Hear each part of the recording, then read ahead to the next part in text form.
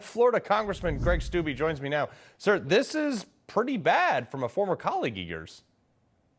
Yeah, it just goes to show. I mean, this guy, he says he's a Republican, but he's not. He was on the J6 committee. He was one of Pelosi's appointees to that.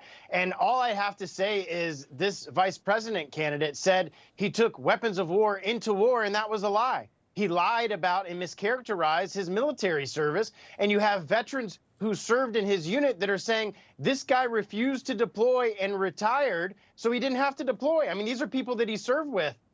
So that speaks volumes about his lack of service to the country when the country needed him to deploy with his unit. Guys like you and I volunteered to serve, to go overseas and go wherever the military told us to go. I volunteered to go to Iraq. You volunteered to serve your country and go into deployed environments. And this guy had the opportunity to do that and resign, and he's got his own unit people talking about that. So I think that speaks for itself. I always just let my record speak for itself, and this vice presidential candidate should do the same. Yeah, exactly. I mean, and there's also a new speech from when he was a Minnesota governor coming out now that we're going to bring you tomorrow that apparently insinuated that he was on the tarmac in Afghanistan watching bodies getting loaded. But listen to this. J.D. Vance was on CNN and handed it to Dana Bash. Roll it. You've now asked me 3 questions about comments that I made 3 years ago. I wonder what Kamala Harris thinks about the fact that she supported policies that opened the American southern border. I wonder what Kamala Harris thinks about the fact that she lied to the American people about Joe Biden's middle facility for the office. You are interviewing me, Dana, because I respect the American people enough to sit down for an interview. I appreciate that. That is the point right there, sir. That he is sitting down for an interview and Kamala Harris is not, and that's why J.D. Vance is asking the question.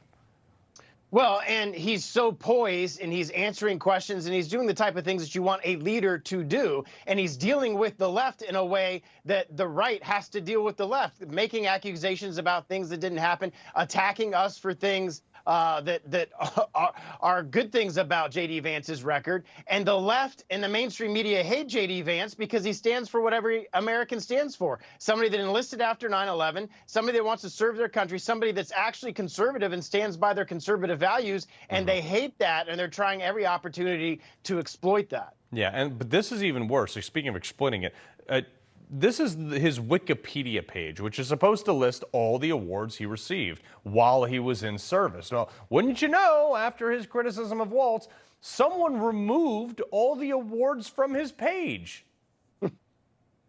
Oh, man, the mainstream media and all of the different cyber tech and tech industries will stop at nothing to attack and change the rhetoric, go after Trump, go after conservatives, and they're using social media platforms to do it. I mean, like searching Google the other day, and you couldn't even find anything about the Trump shooting. You're searching negative stories about Kamala, and you can't find anything about her. It's all flowery things about how great she is. It's amazing how the mainstream media, Hollywood, and social media is all partnering together to try to send up Kamala Harris and tear down Donald Trump and J.D. Vance. And I tell you that the American people are smarter than that. They see all of this for what it is. And I think the record is going to show itself in the election in November. Yeah, sir, I got 30 seconds left. How do you reach the last bit of people you need to pull you over the finish line that are only exposed to the 90% left media?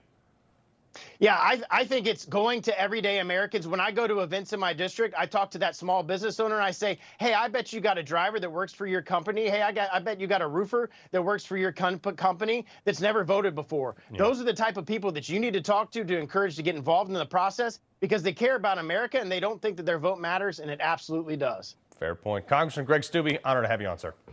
Anytime. All right.